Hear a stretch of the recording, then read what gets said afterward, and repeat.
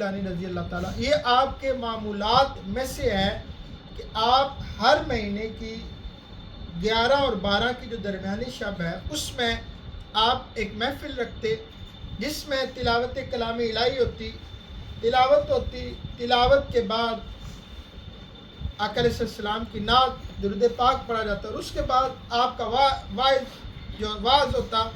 یہ ساری جو محفل کہلاتی تھی وہ بعد ازاں اسے ہم نے 11ویں شریف کی محفل بنا دیا۔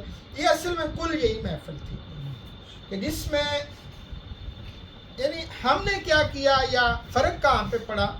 فرق یہاں پہ پڑا کہ ہم نے حضور غوث پاک رضی اللہ تعالیٰ عنہ کی محفل میلاد کو یا آپ کے مناقب کی محفل کو ہم نے کیا کر دیا؟ ہم نے صرف چاولوں کے اوپر محدود کر دیا۔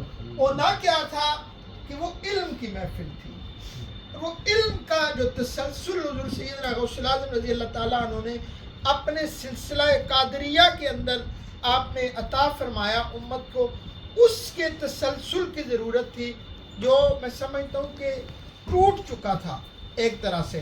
اور اس میں بطور دلیل حضور سیدی شیخ الاسلام نے، اور ایک اور بات جو میں سمجھتا ہوں کہ ہم نے حضور غوث پاک کو بنا کیا دیا، ہمارے ہاں صرف اور صرف غوث پاک کیا ہے، 11ویں والے پیر کیا ہے، کرامات والے پیر۔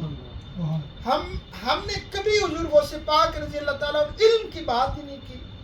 آپ نے اتنا بڑا جو علمی خزانہ چھوڑا اس کی بات ہی نہیں کی۔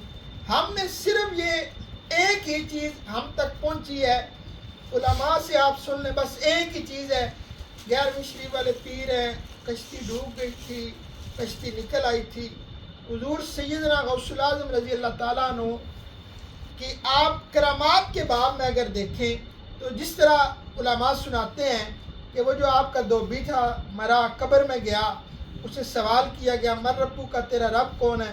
تو اس نے آگے سے کیا کہا؟ میں غوث الاعظم کا دوبی ہوں۔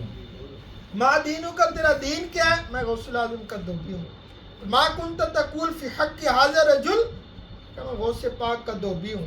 یہاں تک سب نے کرامت سنائی، واہ واہ سنا، واہ واہ کیا، نکل گئے، لیکن قربان جاؤں میرے شیخ پہ۔ آپ نے کہا نہیں، بات ایسے نہیں ہے، اصلاً بات یہ ہے، سمجھنے کی کوشش کرو کہ جب اس سے پوچھا گیا من ربو کا، تیرا رب کون ہے، تو اس نے آگے سے کہا جانتے نہیں ہو میں عبد القادر کے کپڑے دھوتا رہا ہوں۔ اگر یہ بات مجھے علم نہیں ہے تو مجھ سے بہتر کون جانتا ہے؟ عبد القادر کے دھوبی جسے یہ نسبت ملی ہو کہ وہ عبد القادر جیلانی کے کپڑے دھوتا ہو، اس سے بڑا اللہ کی معرفت کو جاننے والا کون ہے؟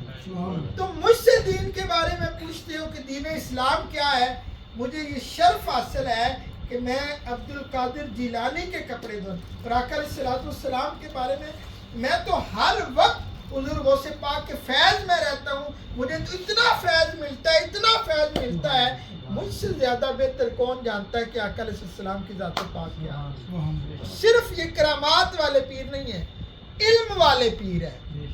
اور آپ خود فرماتے ہیں کہ لوگوں میں نے اتنا حضور کے دین کا علم پڑھا، اتنا حضور کے دین، حتی صرف کتباً، یہاں تک کہ میں دین کو پڑھ کے میں مقام کتبیت تک پہنچ گیا۔ کس سے؟ علم پڑھ کے۔